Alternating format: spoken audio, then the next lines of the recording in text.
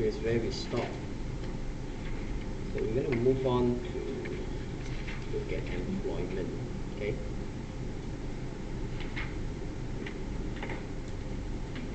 Alright, now the few areas that we've covered so far, okay, will include discussing between the difference of what is employed and self-employed. Okay, so if you're employed, then you will be assessed under employment income, and if it's self-employed, then your income will be assessed as business. Okay, now then of course we run through some of those differences between if income is employed and then if income is business. How do you assess it? Okay, now I just want to let you all know that this is what we covered. Okay, so it's not that very important area lah. So those first join one can go back and read a bit. Okay, now then we also look at what are those tests that we use to distinguish whether something is employed or not employed. Okay, now this is a small area. Okay, then we're going to see this thing on derivation. Now see, what's the issue about derivation? Now we use this to determine if income is Malaysia derived or foreign derived. Okay, so Malaysia derived means the income is generated from Malaysia, so it's deemed derived from Malaysia. That's what the law say, right? Okay, and anything that's deemed derived from Malaysia, the treatment is taxable, correct? So anything that's deemed derived from Malaysia, it will become taxable. So now the issue is, if you look at your employment income, what are the law that tell us about derivation? Now you're going to see section 13.2 and section 13.3, correct? Okay, so we have section 13.2 and section 13.3. Now, so the main things is in section 13.2. So I'm just going back to 13.2 again quickly. Alright, now if you turn to page 47 of your notes, okay, turn to page 47 of your notes. Now this is what we see in 13.2. Right? Now basically, the law says that your gains or profit from an employment shall be deemed to be derived from Malaysia if you have A to E. Correct? Now what's your A to E? Now A, they say that if this employment is exercised in Malaysia, so that means if you do the work in Malaysia, then your salary is Malaysia derived. Then you're going to pay Malaysian tax. Correct? Okay. Now besides doing work in Malaysia, it also covers your leave. Leave means you're on holiday, but you're being paid, correct? So your leave that is attributable to employment in Malaysia, now that will also be Malaysia derived. And it will also include when you perform outside Malaysia. That means you're going overseas, okay? You're going overseas, duty incidental to employment in Malaysia. So if you go overseas for your Malaysian duty, for example, like maybe you're working here as a technician, then your boss also need you go overseas to service a client. Then your boss send you out. That's where you work outside, but it's incidental to employment in Malaysia. Now all those salary that you get, it will be Malaysia derived. Now besides A, B, C, we also have D, meant for director. Now director, whether they are director's income is Malaysia derived depends on the resident status of the company. If the company is resident, then your director fee is Malaysia derived. Okay. Now E are for those that they exercise employment aboard ship or aircraft. You must be working in the plane. And then if you work in the plane as a pilot, so will your salary be Malaysia derived? Depends on what? The business of the airline must be operated by a resident. Then the pilot's income is Malaysia derived. Okay. Now these are the 5 basic ones. Now then we have 13.3 that covers those working with the government. That's why I put here public service or statutory authority. So when you work with the government, so it's not only that your income from Malaysian employment is Malaysia derived, even your employment is exercised outside, it's also Malaysia derived, and the leave that relate to employment outside is also Malaysia derived. But this rule only applies to those that they are a citizen. You must be a Malaysian. Okay, now so that's the basic rule we have about derivation. So if you look at the rule on derivation and how it will affect us in the number, okay, then we see this example over here.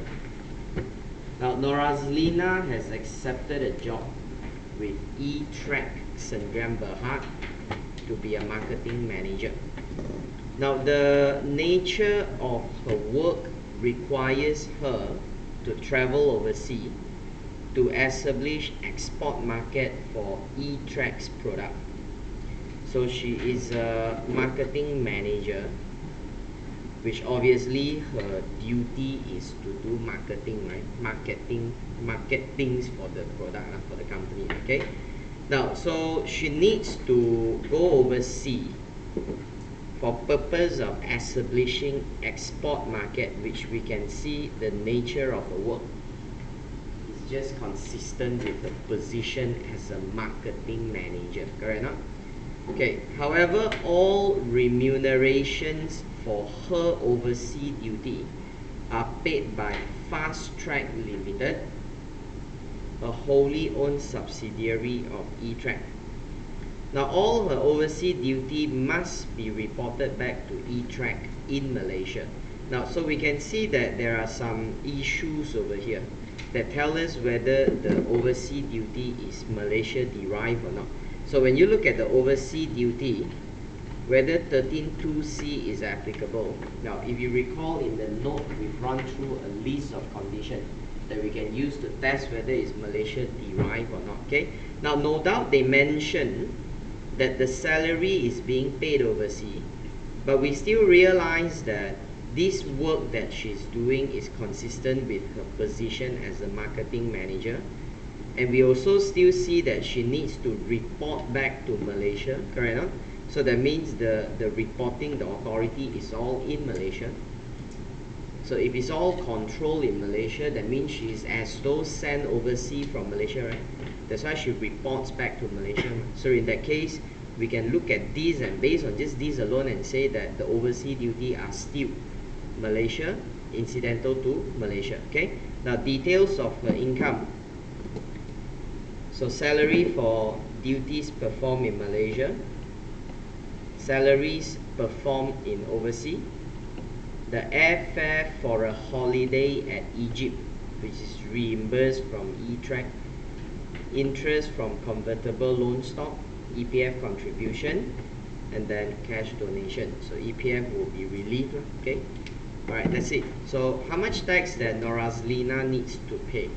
Now if you just based on this alone, quite straightforward.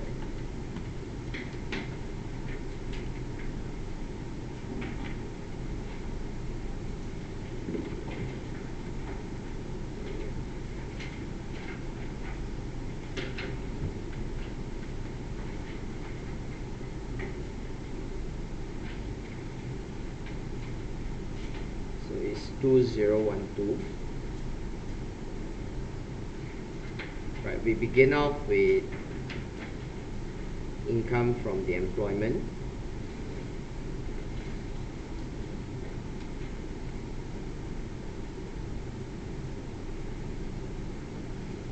Right, 13.1a. Okay, there's this salary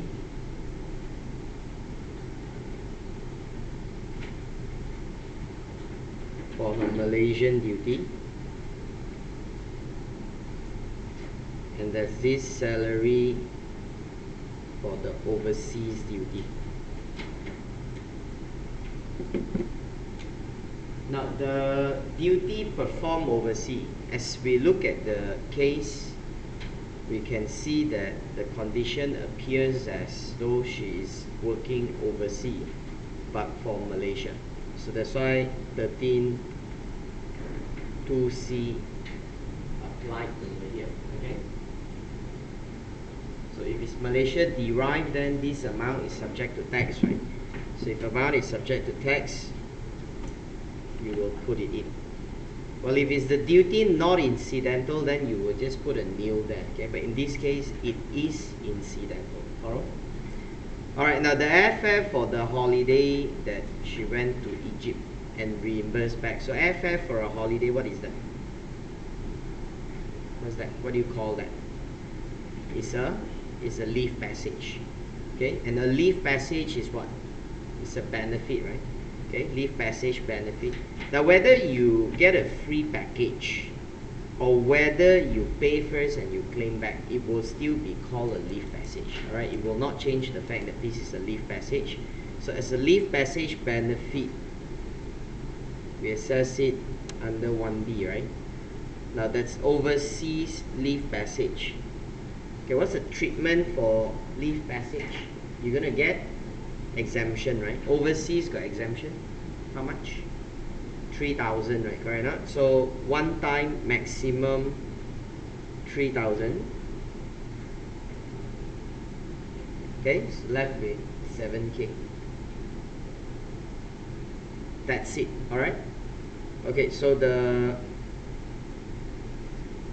gross as well as adjusted statutory employment income will be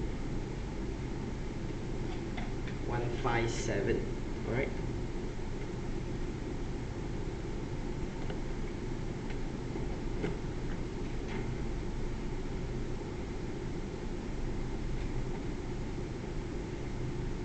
Followed by income from the loan stock.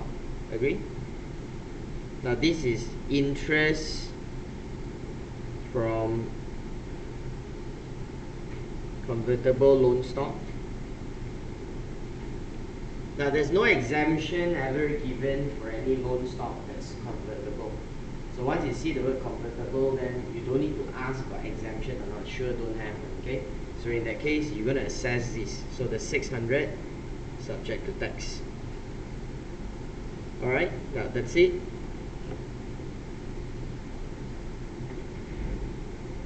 So the aggregate income for Rosalina will be 1576.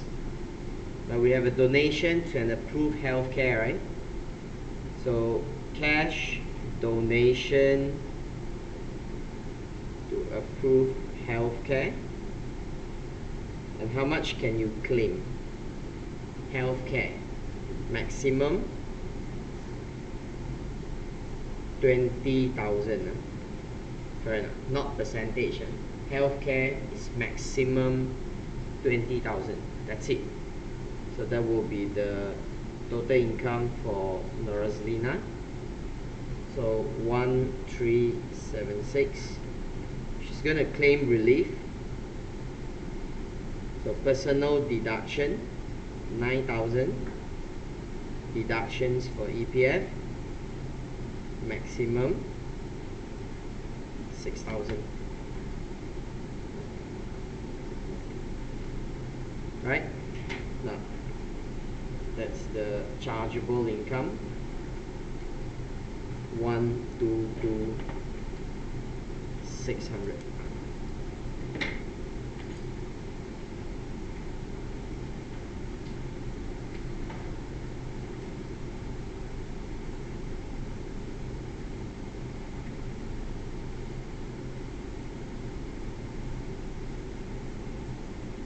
Okay. Alright, now how much tax that she needs to pay? From my tax rate table. On the first 100,000, the tax is 13,350. The balance 22,600 is taxed at 26%. Okay. So that will be the tax. 226, 26, 5876. Right. So tax payable, just get the total, okay? Follow? Okay, so that's the issue about derivation. So you need to know how to determine whether an income is Malaysia derived, and the effect is if it's Malaysia derived, you will have to tax it. So you will have to show them in your tax com. Follow, okay? So examiner can either ask you to explain theory, give you a case study and ask you talk about Malaysia derived or not, or the examiner will ask you something like this, where the figure that you use would illustrate your understanding. Follow, okay? Alright, so this is a bit on derivation. Okay, I'm going to move on and look at para 21 schedule 6. Okay, so to look at this para 21, we look back into 13.2a. What's 13.2a again? Sama ada? Huh? Sama? 2a. What's 13.2a again? Huh? Exercise in Malaysia. Thank you. You're sleeping. I just started 2a just now, and you all don't know what is 13.2a. Okay. Now 13.2a is cases where employment exercised in Malaysia, so that the income become Malaysia derived. Fair enough.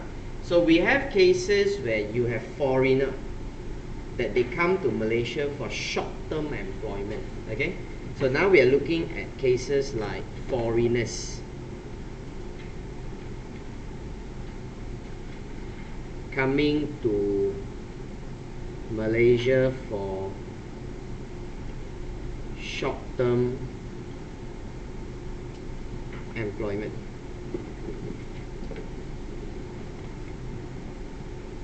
Now, say example like we say X Limited sent Josh to Malaysia to service its client for 20 days. Okay?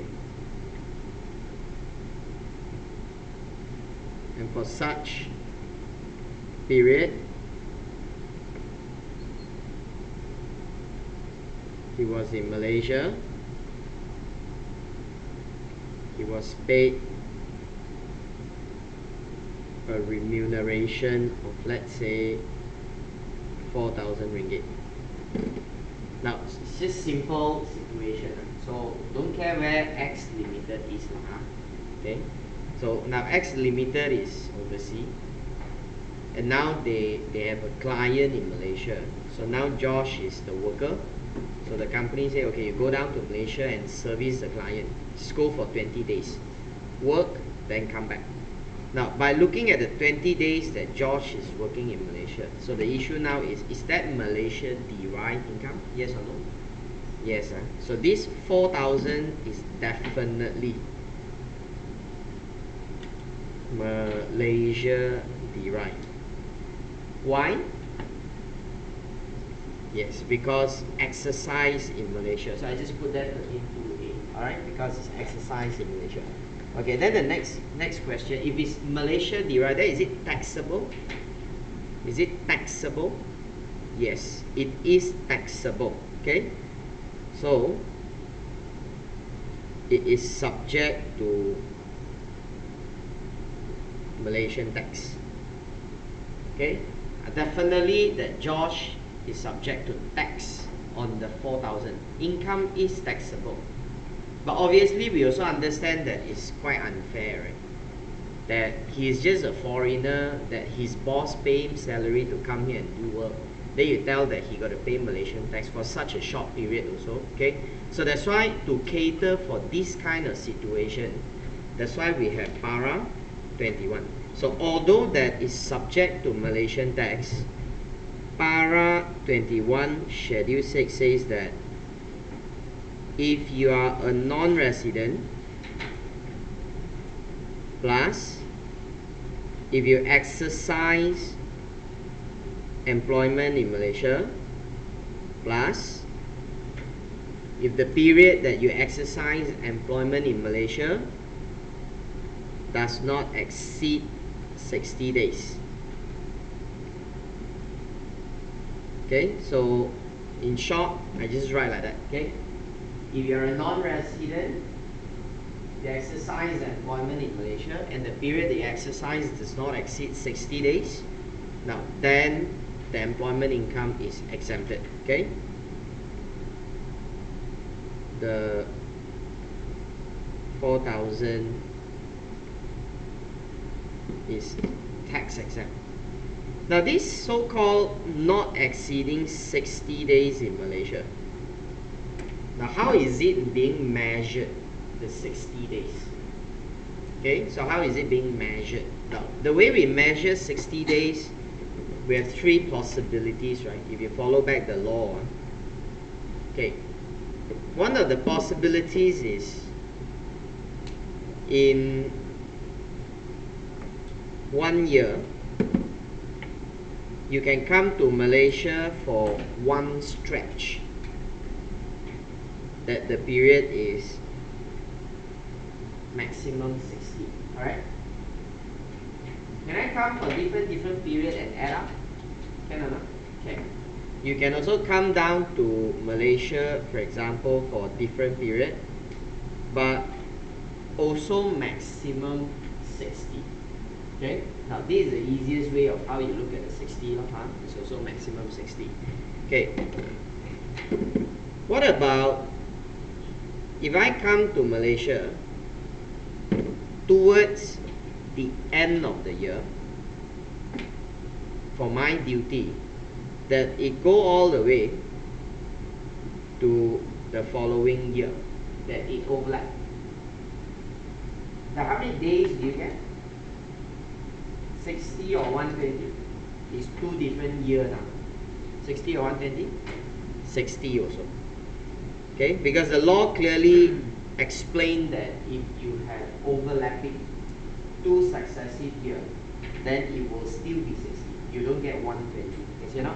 And not only that, we are looking at this period that overlap. Because if the period overlap and you also have other days or other period in that 2 year, they must also be taken into account. Which means if let's say in 2 year over here we overlap, then all other days that you have in the whole 2 year, they are also based on maximum 60. Okay,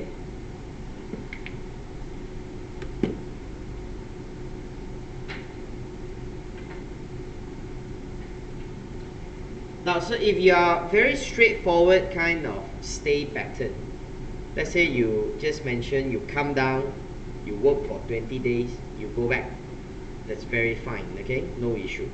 Now but how about issues that, for example, the actual period that you work may not be exactly 60 compared with the physical days, so it could be longer, shorter, then how would that affect determination of the 60 days period? Now for example, so what if I have a okay, take back Josh. Now what if Josh works for X Limited? Okay, so he come down to Malaysia for 20 days. And then Josh resigned. Okay, Josh resigned. And Josh now joined another company called Z Limited. Also send him down to Malaysia. And under Z Limited, he comes down for 43 days. Now these are separate employment. X employ one time, Z employ one time. So two different employment come to Malaysia, 43. Now the question is, can Josh get exemption for the income for this 20 days? 可以吗？有吗？有。43 day 没有。怎么这样奇怪？这个有，这个没有。两个都没有超过60，要就两个都没有，要就两个有，这么奇怪，一个有一个没有了。这样不是不公平啊！如果他第一个公司做59天，第二个公司又做60天这样。Income tax 没有讲公不公平，我赚到的钱要给政府，更公平吗？OK， don't talk about 公不公平啊 OK，but anyway, the issue is the 20 days and the 43 day. If you look at the law only say maximum 60, right?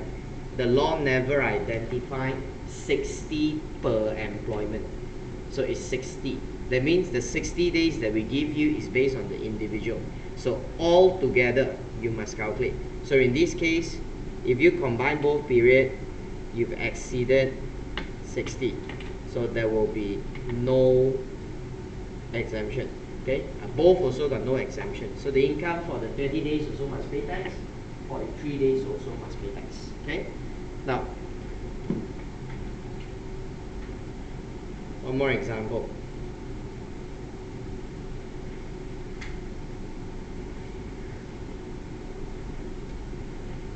So in a year, the non-resident come for work 57 days. Now, but he decided to stay on in Malaysia for vacation.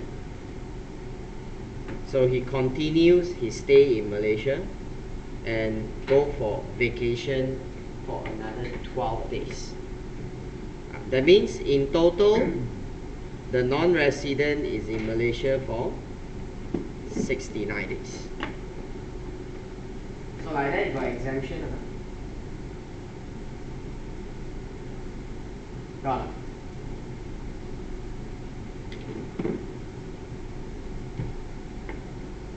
And then you must see the 60, how do you assess it?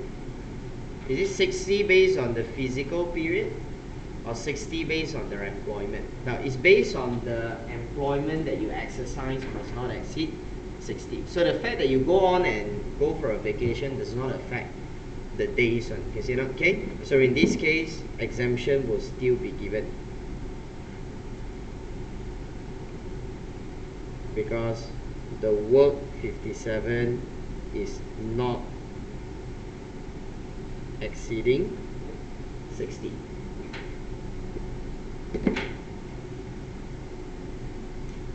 Okay.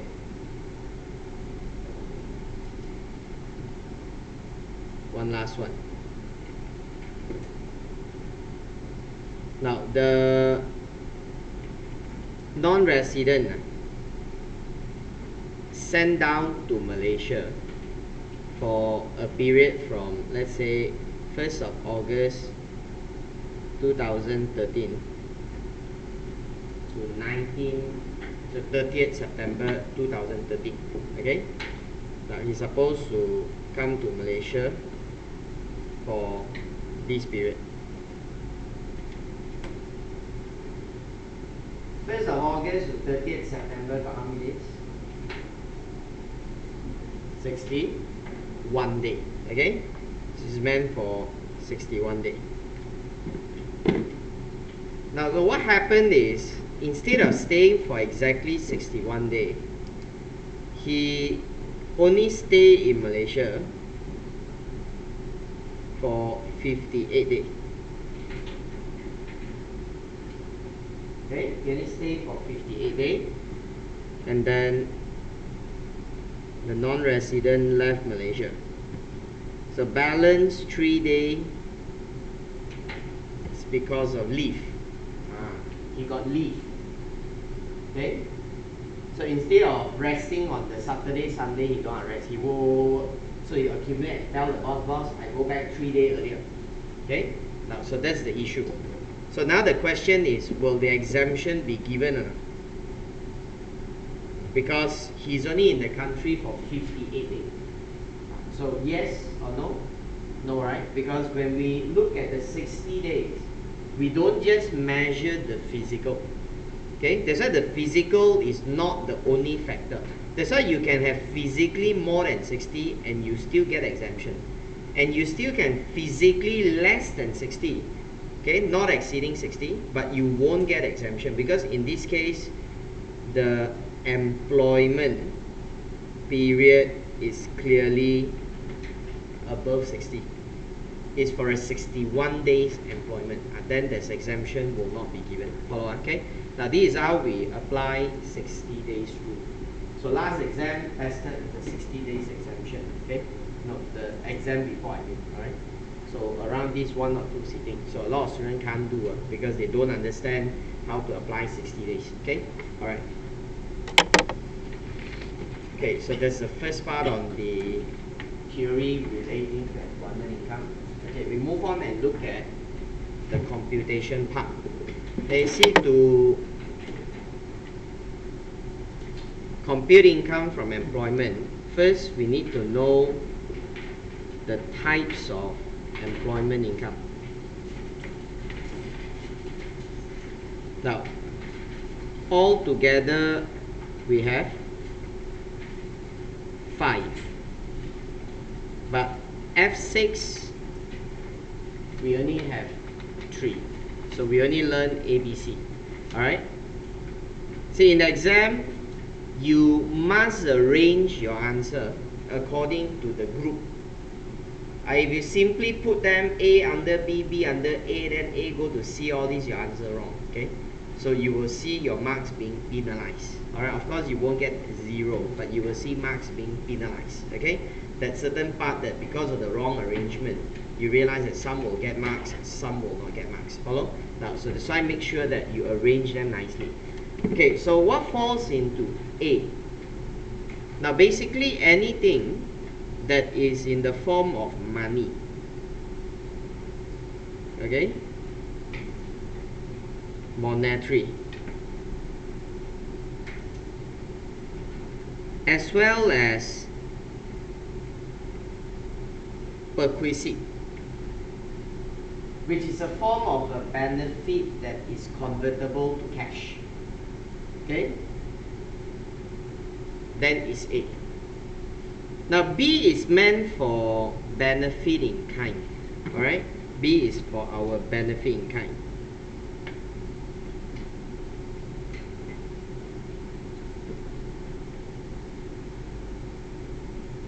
Now C is very specific to living accommodation. Okay, so the first thing we got to discuss is about distinguishing A and B. Alright, now because in 13.1a we have perquisite, which is benefit. Perquisite is benefit. Okay, then we also have 13.1b, also benefit. Now both also benefit. And which benefit is A, which benefit is B? For example, you get a free phone line to make phone call. Is that A or is that B? So that's why you must know the way of how you distinguish. Now, so you must remember the test. Okay, the test, if you want to determine what goes into A or B. Okay, so each time in the exam, if you're not very sure, you always ask yourself this test again, then you distinguish whether it's A or B.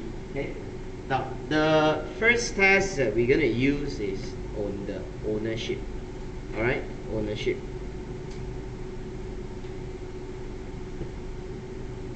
That who is now the owner of this thing? Okay, who is now the owner of this thing? Whatever that the employer give it to you. Now you tell me who is the owner. Okay, who is the owner? Okay, if the owner is employee, then it is perquisite. Now, but owner is employer, then employee is merely enjoying the service, then you call that as a benefit.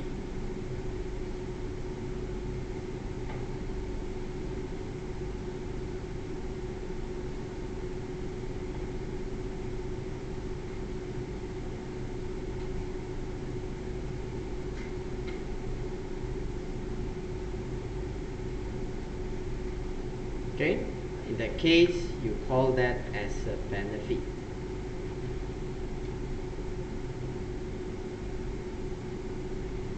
Okay, now if you can't use the ownership test to distinguish, then what you can do is you can use who is responsible to pay for their expense. Okay, who is supposed to settle it? Okay, so in the event if there's a bill arises, who is supposed to settle the bill? Now, if you see that this is an expense that the employee has to settle himself, all right, the employee has to settle it, but employer is paying on behalf. Okay, employee has to settle, but the employer is paying on behalf, then it's 1A, because that's not a benefit.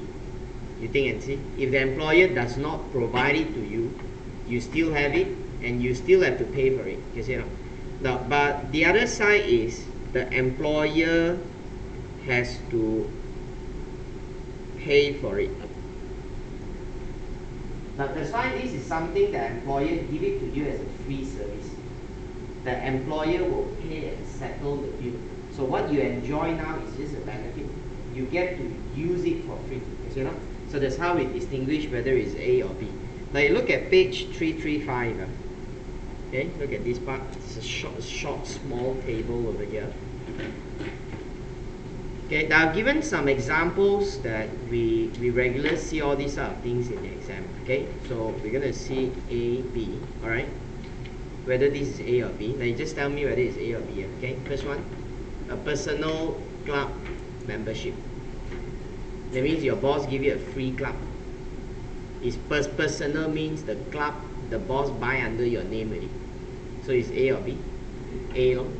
So once is yours, then it becomes A. Now at the same time, you look at the treatment. Usually to join a club, there will be two payments that we need to pay. One is the entrance, the lump sum that you pay when you become member. One more is every year you settle a subscription. Now both amount also subject to tax. Okay, so both entrance and subscription fee are taxable. Now of course you tax in the relevant period, understand? So like this year I give you a club. So this year when I give you a club, I'll pay the entrance fee and the subscription. Okay, so the entrance subscription you tax YA 2013. Now next year I renew the membership for you, right? So I'll pay another subscription, right? Then that subscription is 2014 already, right? So you just charge accordingly, follow on, okay? Because sometimes exam question they're very tricky. They tell you that this club your boss give you 3 years ago. The entrance fee was 20,000. This year's subscription is 500. Then the student say, hey, entrance and subscription also must tax. Then both figure you put in, then you're wrong already. Because this is 3 years ago, man. So the entrance was 3 years ago. See, follow the timing, okay? Now, corporate club. Corporate club means the club membership belongs to the company, right? That you can only use it because you're a worker. So is A or B? B. And same thing, to join a club, we pay entrance and subscription. But the entrance is not taxable, okay? So entrance is not taxable. So you need tax on the subscription, okay? Now, free computer. So free computer means your boss give a computer to you, right? So it's yours, so it's 31A.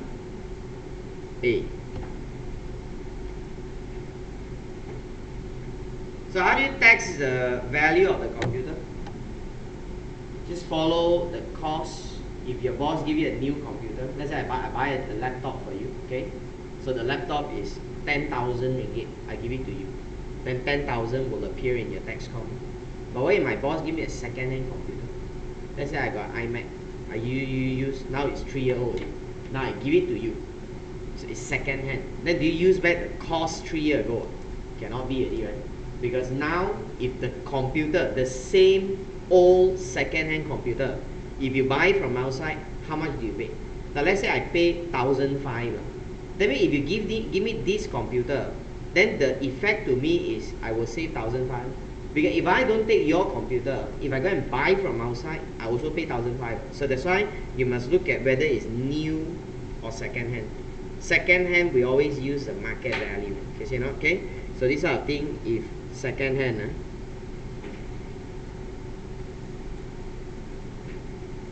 You follow the market value. Right, free life insurance where employee is named as beneficiary. Now why is it important that we must say beneficiary is employee? Because end of the day, your employer can also buy you an insurance that the beneficiary is the employer themselves. Then in that case, there's no benefit to you. Because if anything happens to worker, the money goes to the boss. So that's why the name of beneficiary must be the worker or anyone that the worker nominated. Now because the insurance belongs to the worker, right? Then it becomes 13(1)(a). Okay, so generally you just tax whatever premium that your boss pays. Now what is not taxed is SOXO, okay, SOXO, because it's compulsory, right? And also group insurance. That one is not subject to tax. SOXO, group insurance. Okay. Now utility bill registered under the name of the employee. So it's under the name of the worker. But the employer is paying for it. So it's A or B? A or B? A. Now anything special about the bill? Got exemption or not? Got or not? Exemption on the bill? Có mà? Huh? Got? Got or not? No. Got. Which one? What bill? Huh? What bill? 什麼 bill 啊? Telephone? 什麼? Prepaid phone 啊? Telephone 什麼? Pager 什麼? Internet? What more? Broadband internet? Mobile? Telephone is house phone. Mobile phone is handphone. Different. Okay? Now, so you get one exemption each for your telephone, mobile phone line, pager, broadband. Now not only the line, the asset as well. That's why you get a freehand phone and the line, the phone also you don't tax. Okay? So it's asset plus line. Okay? One each. So you get two handphone line for free, then one you exempt, one you tax. That's how you do it. Okay? Now the use of company's car, obviously car belongs to company, so this is a benefit, right? Now later you see how to work out the value. Now interest subsidy on employees loan. Now this is A. Okay? You're getting a loan in the form of money. And the interest subsidy is actually a saving on the interest. Now, but this one, there's some special formula you're going to use, right? Okay? Now, so I'm going to explain the issue of the formula. Okay? And I'll clarify this again in the class tonight. Now, when you borrow money from the employer, the money can come from the employer's own money, or the employer borrow from outside and then lend it to you. So there are two ways of how money come from. Okay? Now, so one is from internal source. Okay? Own money. Now, if the money comes from internal source, then there's no cost to the employer. So that's why in that case there's no subsidy. So that's why money coming from internal source is not taxable. Okay, it can be from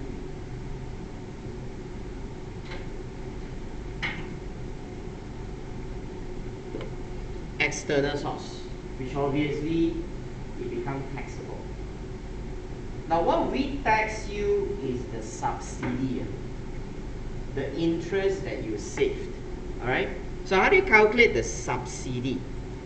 You must take the cost of loan to employer minus the cost of loan to employee. Okay? That will be the subsidy.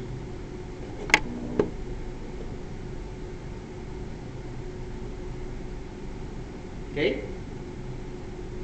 Now, but you don't forget that your employer only lend you the money and not give you the money. Correct enough? That's why end of the day you still got to pay back the loan. So what you save is on the interest only. That's why we only tax you on the interest. But there might be cases that employers so nice and say the money also don't need to pay. That is different already. Then you are not just saving on the interest, you also get the loan waived already. So imagine until the end you still owe an amount, then your employer says it's okay, don't need to pay. Then the amount the employer waived is also subject to tax because you don't have to pay back. Okay? Alright, now this interest subsidy, we have an exemption. Agree? We have an exemption on the subsidy. So the exemption here, it's given on condition if you take the loan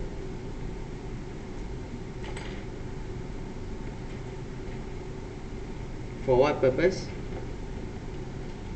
Buy house, okay, some more.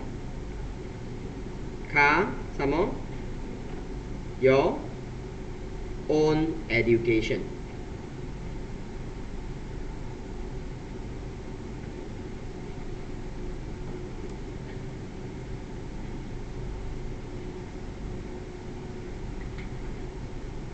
Okay?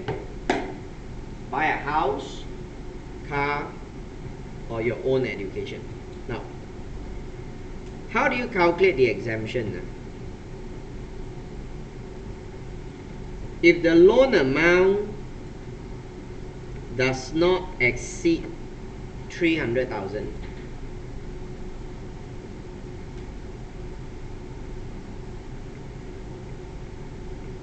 then it will be fully exempted.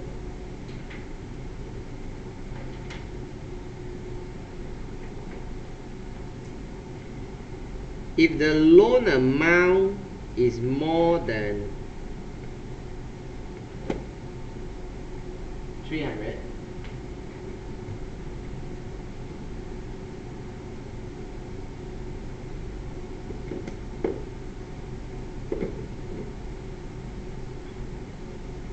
then you take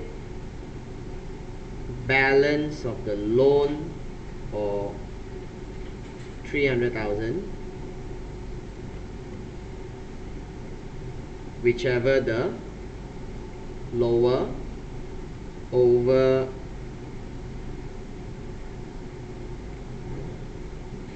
the principal amount of the loan times the subsidy.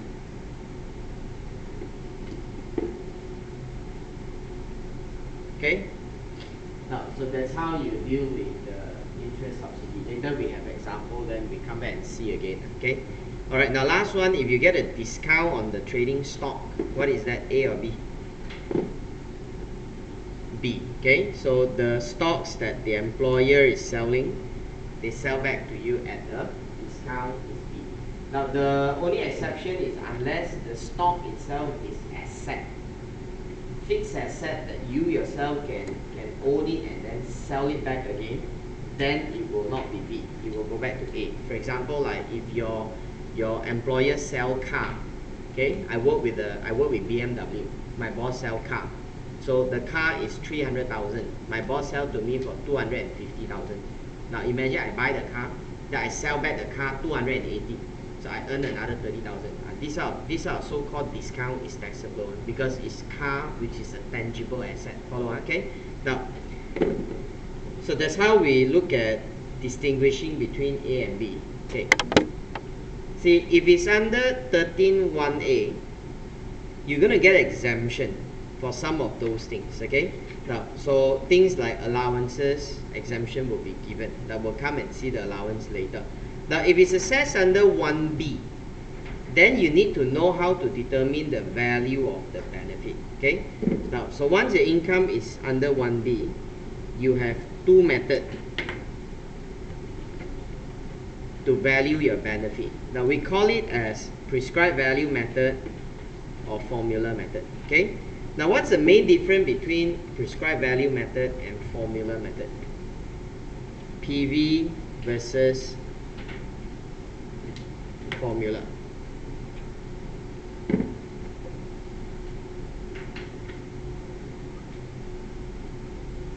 Now, we call it prescribed value because the value is already fixed. It's determined by the inland revenue in advance. So you just have to follow the PV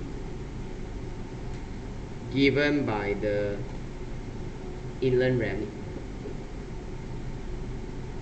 The actual cost of the BIK is not relevant. Agree? That's why we know value like driver 1 month is driver 600. But the actual fact that your employer may be employing a driver for 1,500 a month, 3,000 a month, but it's not important. We just take 600 only. Can you not? Okay? Now, so this is PV. Very simple. Just follow the value. Now, if you use PV, you're allowed to adjust, or we say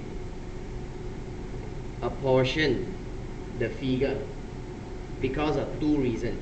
One is sharing. Okay, one is sharing.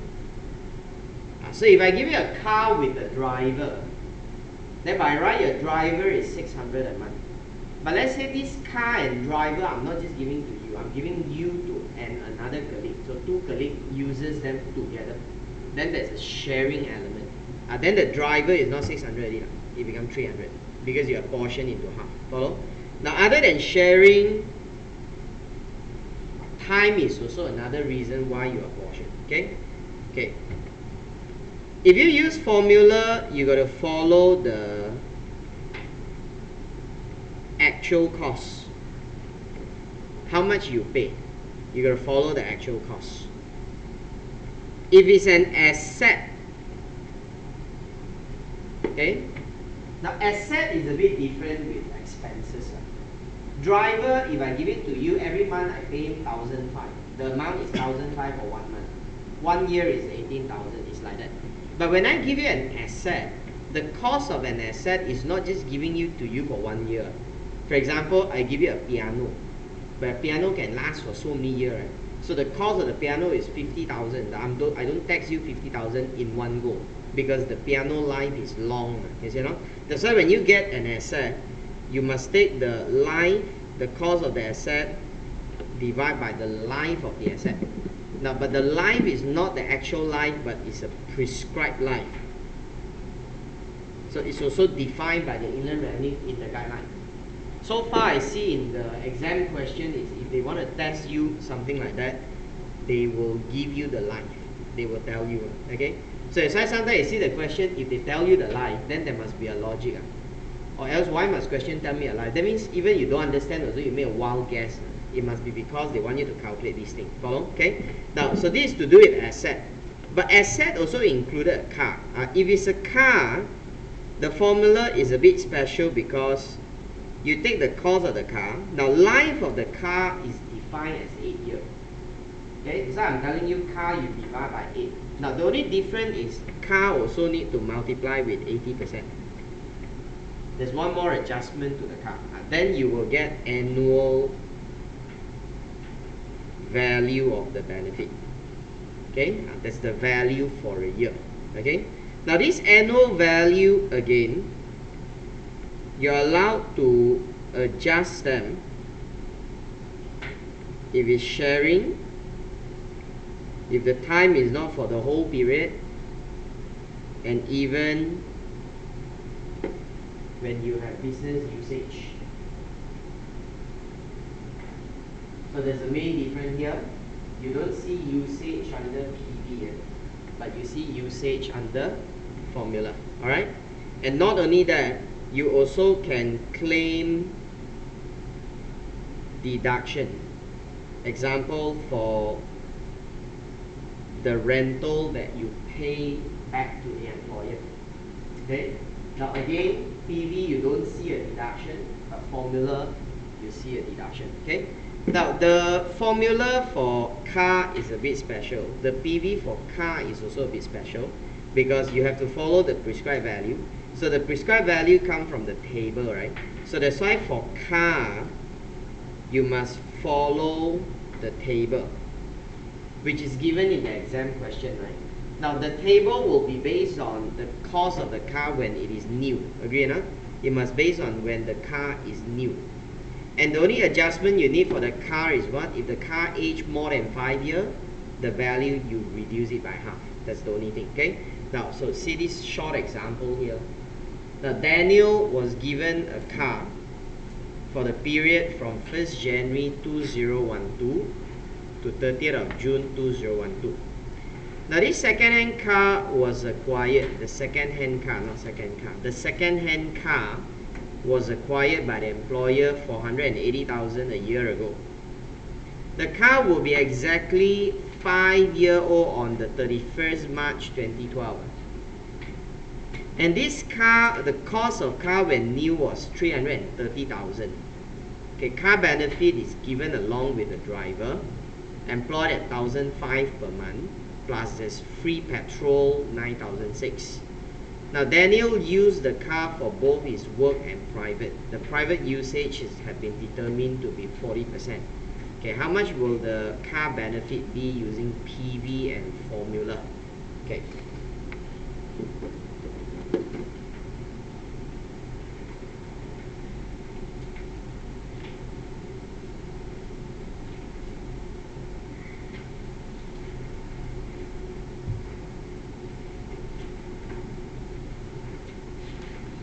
Now, if you're going to use PV, okay, work out the value of the benefit, you can refer to the BIK table in the front page of your note. Okay, the table is there. So when you go to the front, you see your past year. Okay, in the past year, you turn to the next page, you see the tax rate, and then you also see this, the BIK table for car.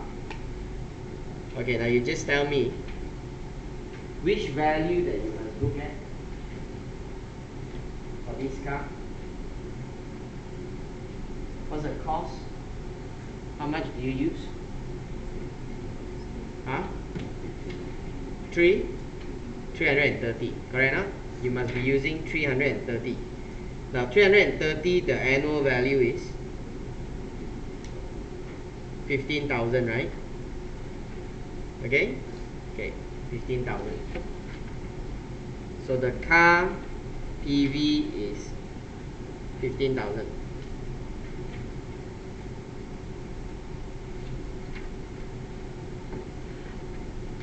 Okay, now work out the figure for me. You just need to do adjustment accordingly. Just adjust correctly, then we get the final answer.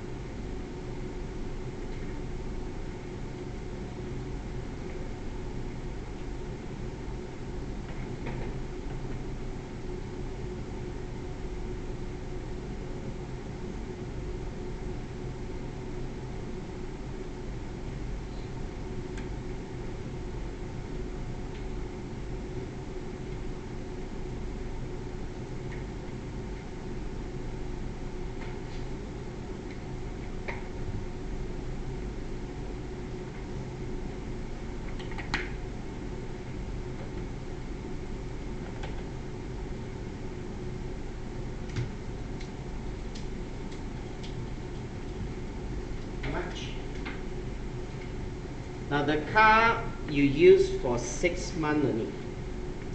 This is value for 1 year. But the car become 5-year-old on 31st March. That means January, February, March is not yet 5-year-old. So it's full value. So it's 3 out of 12. And then for the balance 3 months in April, May, June, that one is half the value because the car is way more than 5-year-old. Now you will not do adjustment for usage. PV is not allowed. So the value is how much? 几多啊？ 5625. Okay. Petrol. Now petrol we don't use PV anymore. Okay. In practice we say there is, okay, but in the exam there's no more PV. So it's all based on the actual amount. Now petrol is the same like travelling allowance. We have this thing called exemption up to 6,000 ringgit. So you get a 6,000 ringgit exemption. Either you get under petrol or you get under travelling. Okay, so it's up to you. Alright, either way. Now, so the value of the petrol is 9,006. But we only tax on the private usage, right? So the private usage is 40%.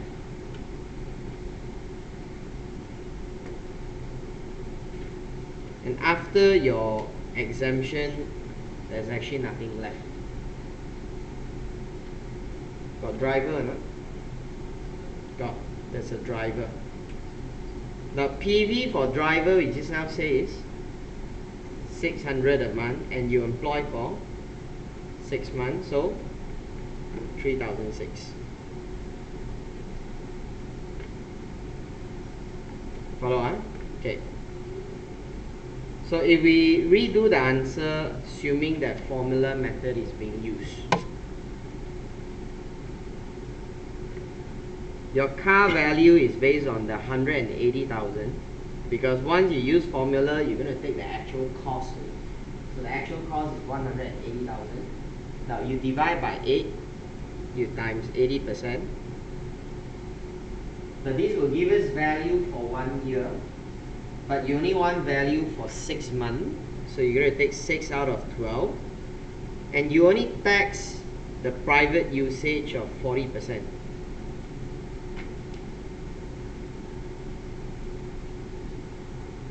So your value is 3,006. Now the petrol will be the same because the petrol is the formula method. Now driver also, we're going to use the actual cost now, which is 1,005 per month for 6 months for 40%.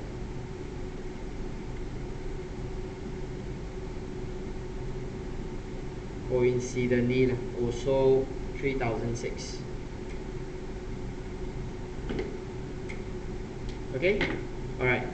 So there's the steps about how you derive value or benefit using the two method. Okay? Now, we move on. Okay, I would like to discuss again the rule under 13.1c.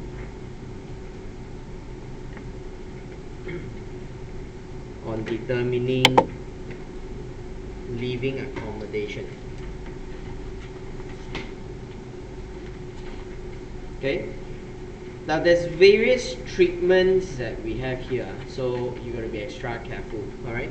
Now usually I'm looking at those working in the private sector.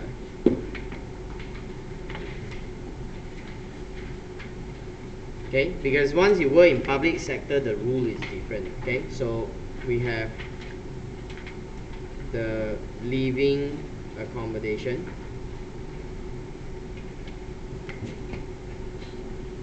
Now the first thing we're going to see is what kind of living accommodation that you're having. Alright, now, so that's the first thing you must check. So I just put down here as the types. Okay, what kind of living accommodation that you're having. Now, so in the class, for simplicity, I just put it as the normal and the special type. Okay, the normal one and the special one? Give me an example of special one. Like what? Special, huh? Hostel. 还有嘞? Normally they use beside hostel. Also one more sounds the same one. Hotel. Normally in the exam question they give you hotel. Okay. Now when you are given accommodation in hotel, hostel, okay, you are allocated to stay in an estate inside the jungle, that kind of thing. Huh? So that is under special. Okay. Alright, now first you must see what accommodation that you are given, and then the second thing is you must see what kind of employee are you.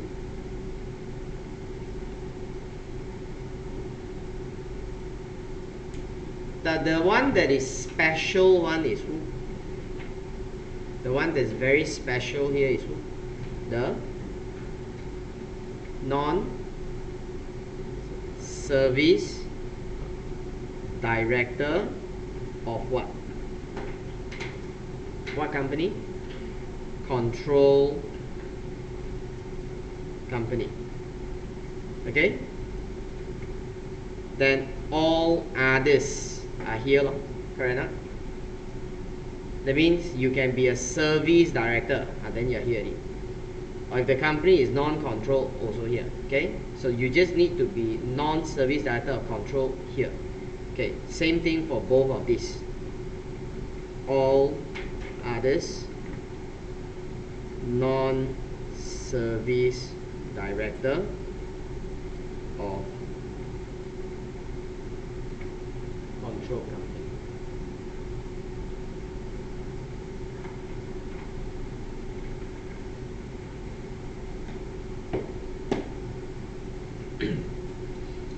Okay. So before you look at the rules,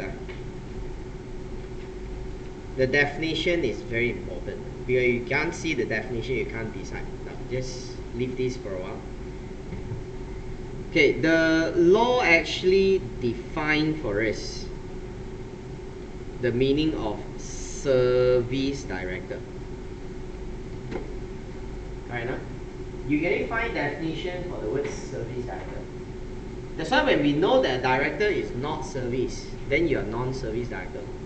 Now, how do you be a service director? A director is called a service director when the director is what? Two things. What's the two things? Number one, you must be involved in technical, managerial capacity. Correct enough. Second, now second is the easiest condition that usually you can see in the question. What's the second condition? What do you see? Share. What is it?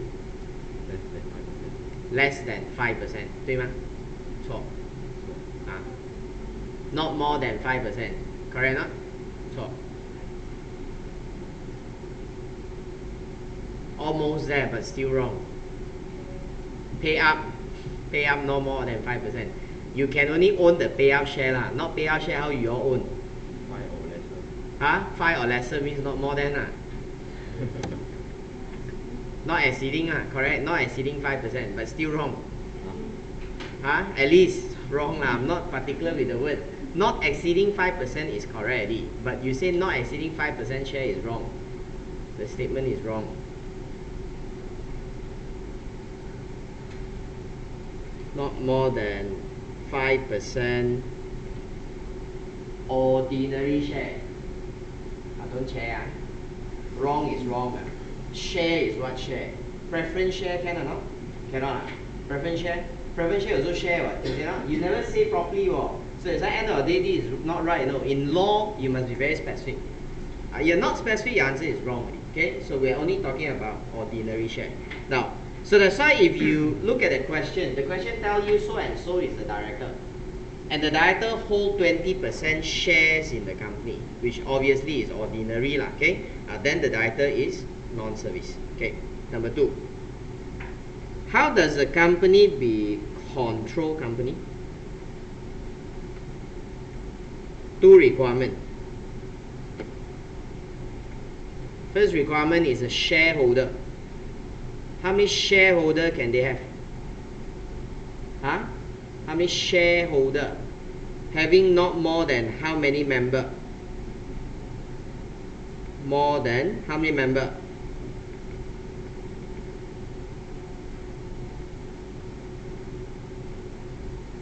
$50. Okay. The other one is controlled by not more than how many percent? 5. Now the student always made a mistake in determining control company because they only look at the shareholder not more than 50. But you must also look at control not more than 5. Now so again, okay, just take an example. Now I tell you X and Berhad, there are 5 shareholder own equal share. Okay, they own equal share. Okay, how many shareholders are there? 5, right? Controlled by how many percent? 3. Because to control, you just need to have more than half of the shareholding. So 3% add together, 60%. Now if let's say for example I tell you A Sandram Berhad has 5 shareholder. Okay, one shareholder own 60% share, then the 4 shareholder own the balance 40. Now look at this. There are 5 shareholder, but controlled by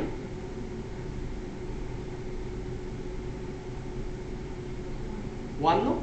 So difficult. One, no? Because there's only one guy that holds 60%, and that's the only one guy can control. The rest of the 4 cannot control. You combine all also 40 only. So that's why controlled by 1. That's how you look at how many percent control and how many shareholder. We need control by not more than 5. Okay? Total shareholder not more than 50. Then only become control company. That's the definition I follow. Okay? Now, so go back to the diagram again on top.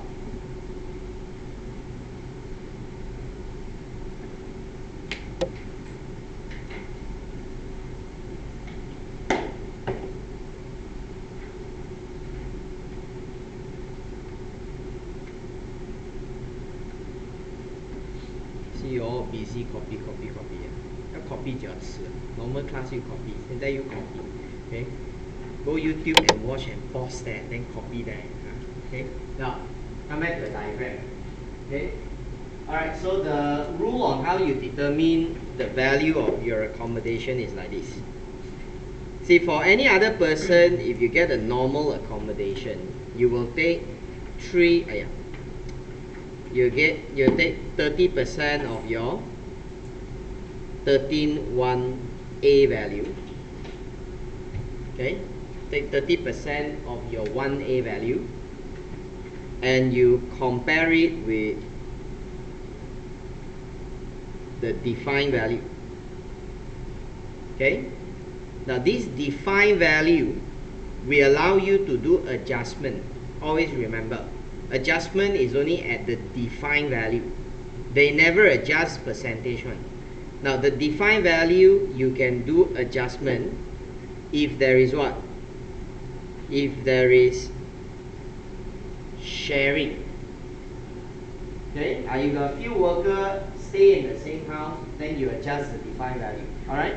Now besides sharing, you can also adjust if there is usage. Now the law uses the word too large for your own use.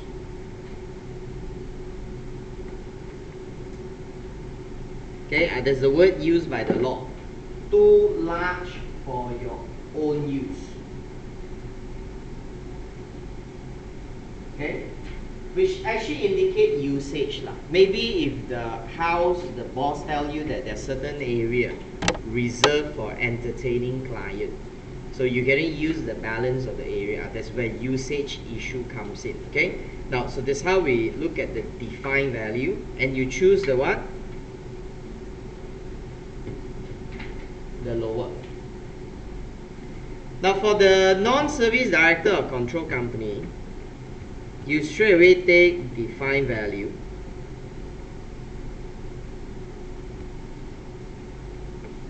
And you adjust it if there's sharing. Okay, you adjust it if there's sharing. Now, you can only adjust for sharing. Okay, usage is not applicable over here. You can't adjust the director part of the usage. Follow? Sharing, yes, not the usage. And there's no comparison with the higher or lower. Follow? Huh? Now, if you fall into special accommodation like you're given a hotel, then we will take 3% of 1318, or we take the defined value if you fall into the other category.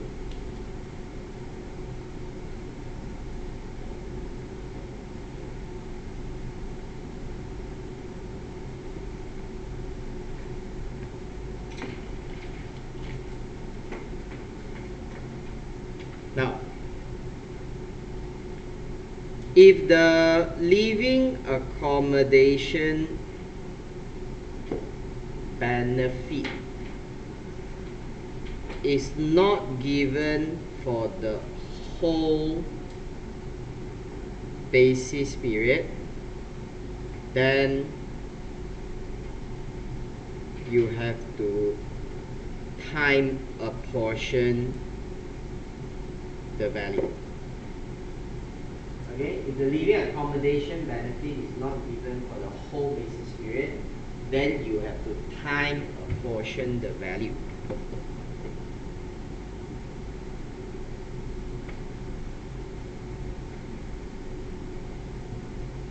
Okay, before I move on, so the last definition we're going to see here is, what do you mean by defined value? Defined value in the law is what? The first is the arm's length rental. Okay, it's fixed one. This one no higher, lower. The law say use the arm's length rental. So if this property is rented from outsider, then the rental that your boss is paying is the defined value. Now, but if you don't have, then you take what? The rateable value of the property. And if that also don't have, then the law say use the economic rent. Correct? This is how they define the defined value. Okay, so you use the rental, rateable value, or the economic rent. Now, economic rent, you're definitely going to have it, because economic rent is what? Is an assumption. Correct? What's an economic rent? We assume that if the lessor will pay, lessor means the landlord, the owner. If the lessor will pay for the fire insurance, the public rates and assessment, and even the repair and maintenance.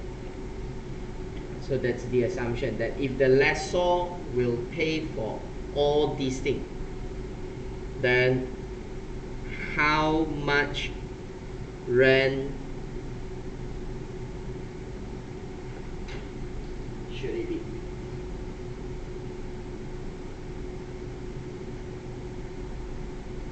Follow? Okay, now that's the overall idea of how you determine living accommodation. Okay?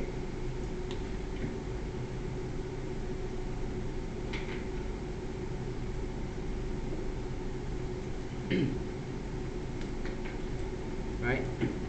I think we stop here for a break. Okay, so we come back, then we see the example, one section like that. Okay.